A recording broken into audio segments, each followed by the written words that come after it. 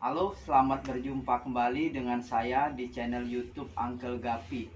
Kali ini saya akan sedikit sharing dan berbagi mengenai Gapi Kontes. Apa itu Gapi Kontes? Gapi Kontes adalah Gapi yang berkualitas berdasarkan standar kriteria yang disebut kriteria kontes. Kenapa dalam kontes itu harus ada standar atau kriteria? Karena untuk mendapatkan juara, tanpa ada kriteria, juri akan mendapatkan banyak protes karena tidak ada patokan. Dalam dunia Gapi, standar kontes itu bermacam-macam. Ada standar Eropa, Amerika, ada standar Asia. Asia itu meliputi Taiwan, Thailand, Jepang, dan Australia. Sedangkan untuk standar kontes Indonesia belum begitu baku, tetapi sudah mengarah ke arah situ. Kalau kita flashback ke belakang, perkembangan Gapi di Indonesia, dulu awalnya Gapi di Indonesia ini tidak ada yang strain. Kalaupun ada, itu hanya ada beberapa orang yang mengimpor sendiri sebagai hobi atau untuk memeliharanya. Dan pada akhirnya ada juga importir atau breeder yang membawa guppy strain untuk diperkembangbiakkan di sini dan dibuat bisnis. Guppy strain itu pada saat itu terkenal dengan Gapi murni. Dan pada sebelum ada Gapi strain atau Gapi murni itu, Gapi-gapi itu kalau sekarang disebut cendolan, dan pada masa itu kalau dijual biasanya betinanya tidak dijual. Setelah itu perkembangan Gapi di Indonesia semakin pesat dan akhirnya diadakanlah kontes. Pada awalnya kontes di Indonesia ini hanya ada beberapa kelas, tetapi setelah berkembangnya Gapi di Indonesia, kelas-kelas tersebut menjadi banyak. Penamaan Gapi atau penyebutan Gapi itu biasa kita ambil dari warna, corak di badan, corak di ekor, gen-gen tertentu, dan juga bentuk ekor. Dari situlah dibuat kelas-kelas dalam kontes. Kelas-kelas dalam kontes itu banyak. Yang biasa diadakan di Indonesia ini biasanya ada kelas untuk warna, misalnya warna tunggal itu ada kelas solid. Solid itu terbagi dua, yaitu albino solid dan solid musku. Albino solid itu jenis Gapi yang bisa ikut seperti AFR, Red, dan AEP. Sedangkan untuk solid musku bisa black musku, red musku, green musku. Setelah itu ada kelas tuxedo. Tuxedo ini jenisnya HB blue, HB white, HB pastel, dan HB red. Selain itu tuxedo juga ada albino tuxedo yang bisa ikut, ini jenis AGY dan blue topaz.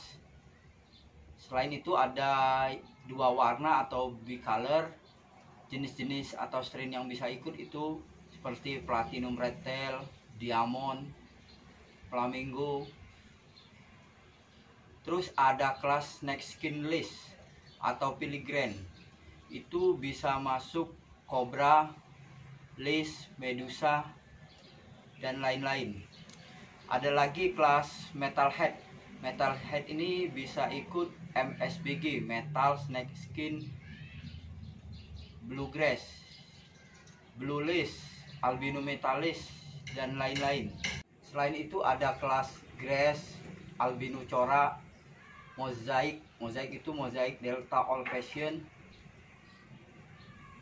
Selain kelas-kelas di atas, ada kelas AOC atau any other color. Itu ikan-ikan yang warnanya tidak ada di kelas-kelas di atas tadi dimasukkan di kelas AOC. Selain itu ada kelas mikarib dan lain-lain.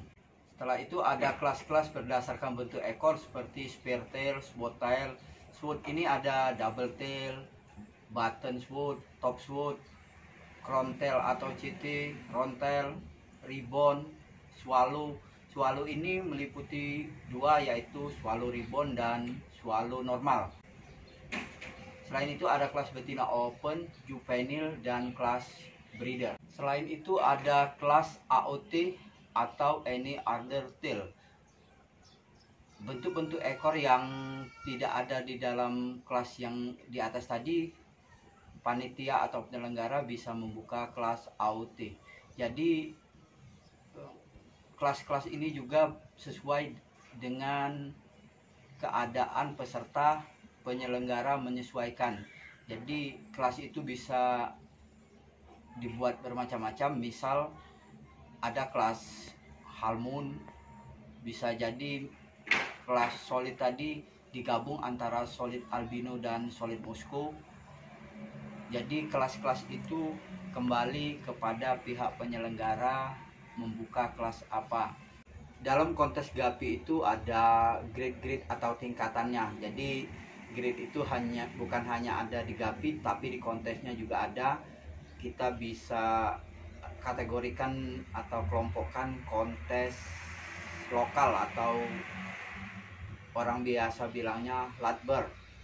Ada kontes regional, ada kontes nasional, dan ada kontes internasional. Jurinya juga ada juri lokal, juri nasional, dan juri internasional. Sebelum memasuki pembahasan tentang progres ikan kontes, saya akan memberikan sedikit tentang penilaian kontes.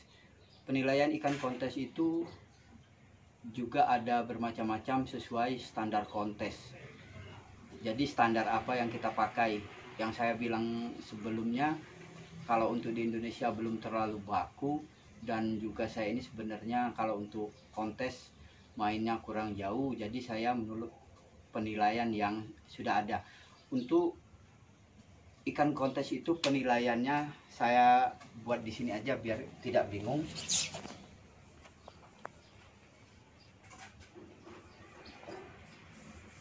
Ekor, body,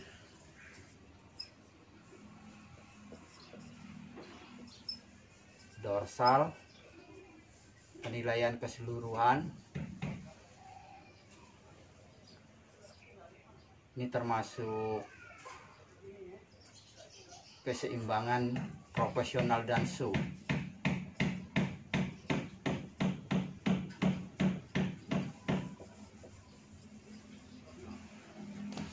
Ini ada biasanya ini 40%,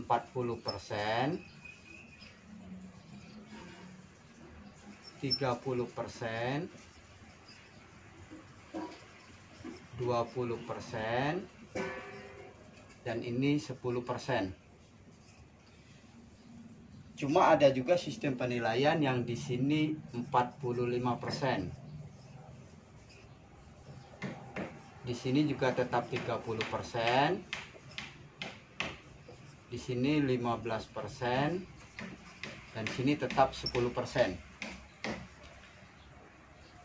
Ekor mendapatkan penilaian tertinggi karena progres ekor itu paling sulit.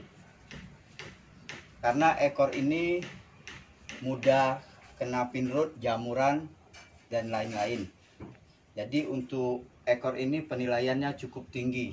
Cuma kebanyakan ikan yang besar itu, yang bodi besar, berpotensi menang. Misal ikannya 5 cm.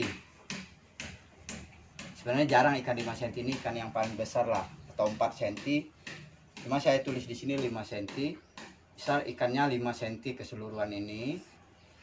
Ekor 2,5 cm, body 2,5 cm. Ekornya ini sesuai dengan kriteria. Misal ekornya ini delta. Jadi kalau ekornya delta dan ini seimbang, istilahnya satu-satu. Jadi yang lain dia berpotensi untuk menang. Jadi disitulah ikan yang dikonteskan ini kebanyakan umurnya tua, bisa 7 bulan up, bisa juga 8 bulan up. Nah, sebenarnya kunci kontes itu di sini. Yang bisa memprogres ikan sampai besar, itulah yang berpeluang untuk menang. Walaupun ekor penilaiannya tinggi, cuma kalau dia syarat ekornya sudah tercapai dan bodinya besar, dia berpeluang menang. Dan juga kesulitan ikan di atas umur 5 bulan up itu paling sulit menjaganya tetap konsisten dengan sesuai dengan kriteria kontes. Ekor, bodi, dan dorsal ini penilaiannya juga meliputi size atau ukuran, bentuk, serta color atau warna. Nah, penilaian ini berapa persen itu terbagi yang misalnya 45% tadi, ini berapa persen, yang 40% tadi berapa persen. Nah, karena saya penilaian di Indonesia ini saya kurang begitu mengerti, bisa ditanyakan kepada juri-juri yang lebih paham. Cuma kebanyakan ya garis besarnya sama seperti yang saya terangkan tadi. Nah, di sini di penilaian kontes itu ada 2 sistem. Sistem itu ada yang ikan dinilai keseluruhannya. Jadi juri itu ada datanya, misal ekor berapa, bodinya berapa nilainya, semuanya ada nilainya di situ. Jadi pada saat sudah selesai, nilai yang paling besar itulah pemenangnya. Dan peserta yang kalah, misal mau protes, nanti bisa melihat nilai yang dihasilkan oleh gapinya. Cuma di Indonesia sistem penilaiannya itu sistem penilaian diskualifikasi, atau apa sih namanya, saya bilang diskualifikasi, atau juri itu mencari minusnya untuk ikan yang minusnya sedikit itu masuk ke nominasi. Jadi misal pertama dilihat ikan ini banyak minusnya, ikan ini tidak masuk nominasi, jadi beberapa diambil nominasi, dan pada akhirnya baru diadakan ikan ini penilaiannya. Jadi bukan ada nilai sendiri-sendiri. Nah, di sini juga sistemnya ada 2 macam lagi. Ada yang juara itu harus memenuhi kriteria.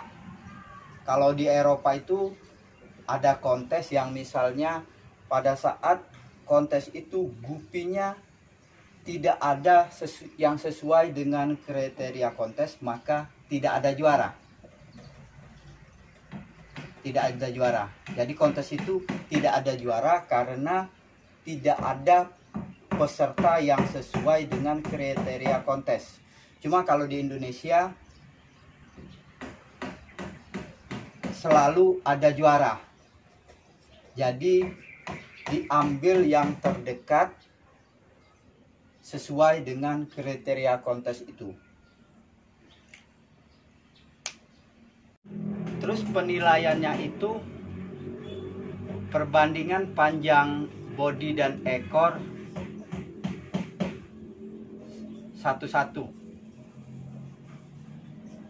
dan yang toleransinya 10/8. Nah, di sini juga kita ambil misalnya tentang bentuk-bentuk ekor itu, karena kelas yang banyak peminatnya itu delta. Karena kelas ini yang seperti albino tadi, albino solid, ini delta. Delta ini sebenarnya persepsinya bermacam-macam. Ini body ikan, misalnya kayak gini.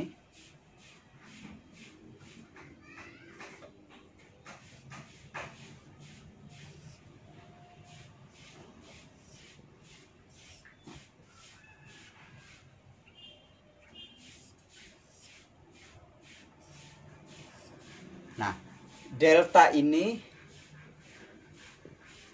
kalau di Thailand itu di bawah 120 derajat itu masih delta.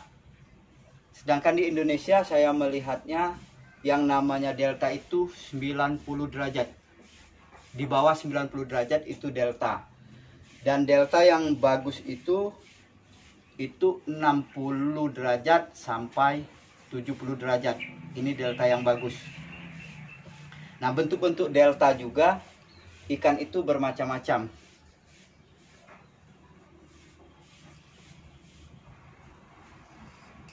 Ini delta yang bagus.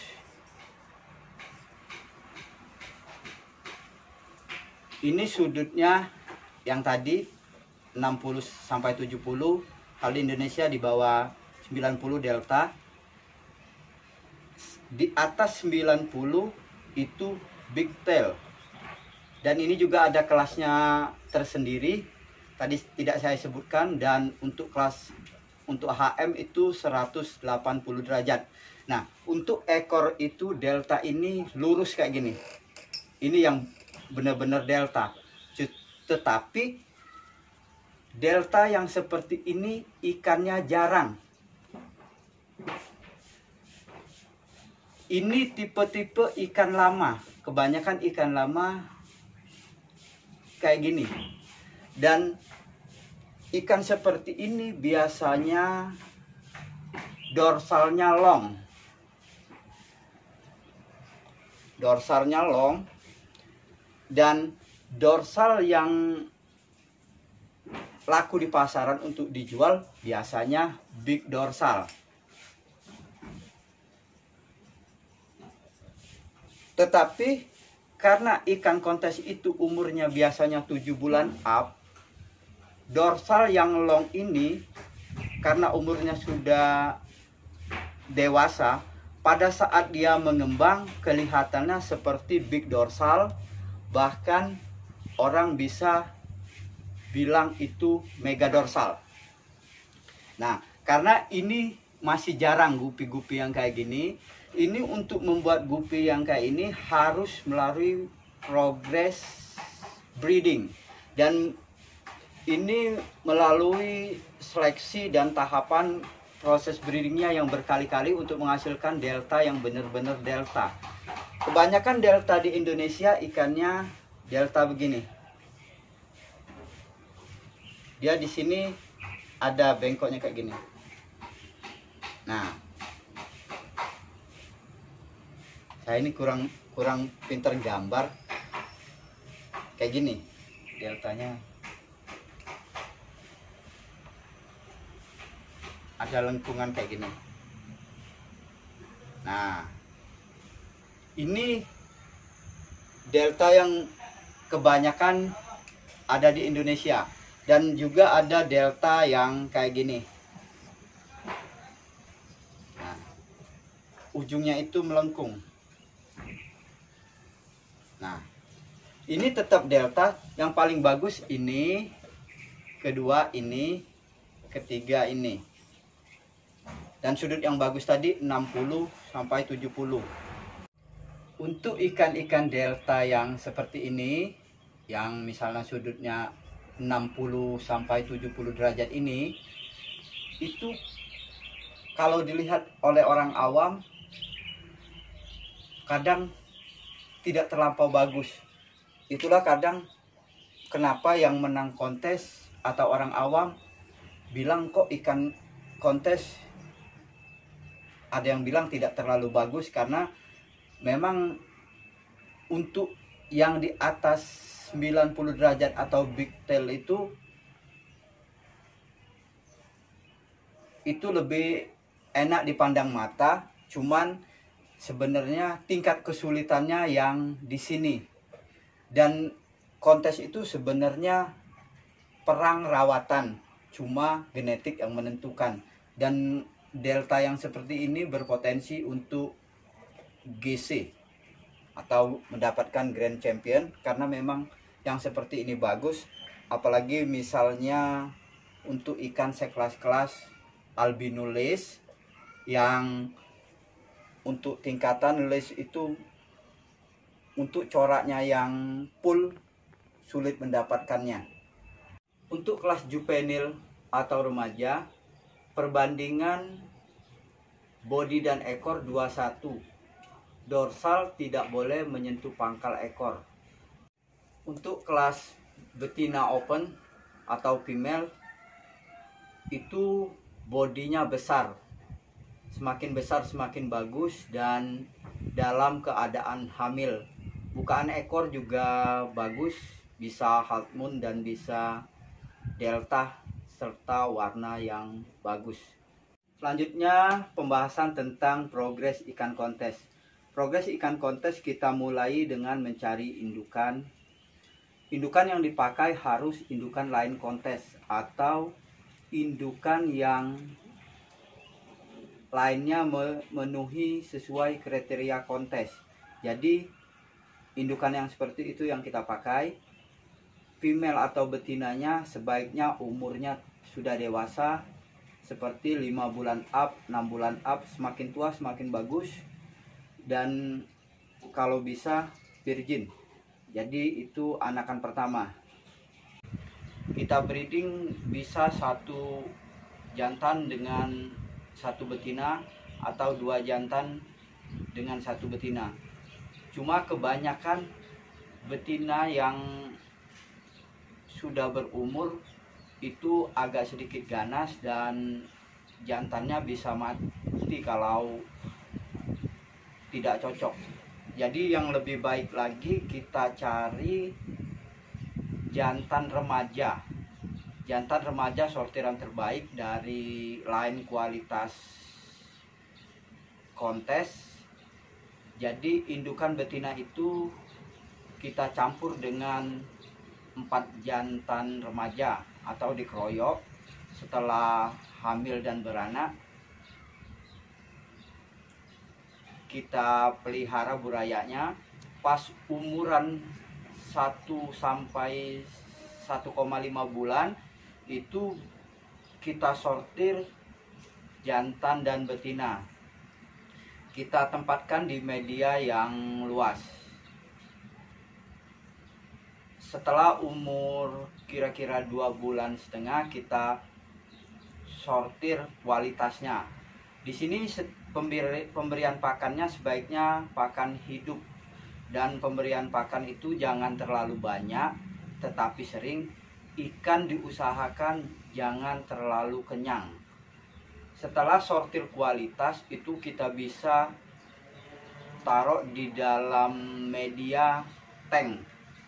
Bisa 3 ekor ikan 1 tank, atau yang lebih baik lagi 1 ekor ikan 1 tank. Ukuran tank sih bebas, tapi sebenarnya ukuran yang paling pas itu untuk 1 ikan kisaran volume airnya 4 liter atau 5 liter. Dalam perawatan di sini kita sipon air kisaran 2 hari sekali atau 5 hari sekali. Sipon bisa kita ambil airnya 30% sampai 70%, ditambahkan dengan air baru. Penambahan air baru itu tergantung kita mau pakai air yang sudah diendapkan atau belum, karena di kita ini, di Indonesia ini, dalam kontes airnya tidak ada standar. Jadi di sini kita juga harus melatih ikan kita kuat, karena kita tidak tahu kontes itu keadaannya gimana. Karena kadang kontes itu tempatnya di hotel itu untuk, jadi bisa di ruangan ber AC. Jadi ikan kontes itu harus diprogres dengan supaya tangguh. Kita beri aerator yang sedang untuk melatih otot-otot gapi dan untuk suplai oksigen. Cuma di dalam kontes tidak memakai aerator. Cahaya, arus, pakan, dan parameter air sangat mempengaruhi kualitas gapi.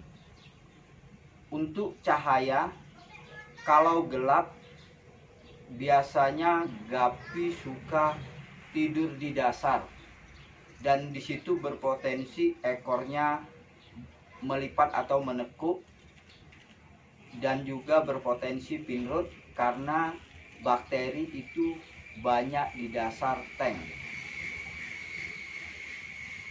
Pemakaian lampu juga sangat baik supaya gapi tidak tidur di bawah, dan pada malam hari ikan bisa kita beri makan. Untuk kriteria lain bisa lewat kolom komentar, misal grass itu sebaiknya naik di bodinya terang, ekornya coraknya halus, dan dorsalnya coraknya harus grass. Dan banyak lagi kriteria lain, itu bisa ditanyakan saja karena nanti terlampau panjang videonya. Untuk yang mau mengikuti kontes kriteria internasional, saya ingatkan bahwa pada kontes internasional yang dikirim ikannya satu pair, jadi progresnya satu pasang. Karena di tanah air kalau kontes hanya satu jantan, kalau skala standar internasional pakai satu pasang. Dan untuk kelas breeder di Indonesia biasanya itu memakai 3 jantan copy paste. Kalau untuk standar internasional biasanya 3 pair atau 5 pair ikan copy paste. Sedangkan untuk kelas swallow ribbon itu kita mengirim ikannya swallow ribbon 2 dan swallow normal 1. Progres juga banyak caranya, karena progres juga merupakan ritual yang berbeda-beda di antara para progresser. Kita juga bisa memulai progres atau naik tank pada saat usia gapi 4 bulan up. Jadi kita sortir pada saat umur 4 bulan up, baru kita masukkan di tank progres. Demikianlah sharing dari saya, semoga bermanfaat dan terima kasih.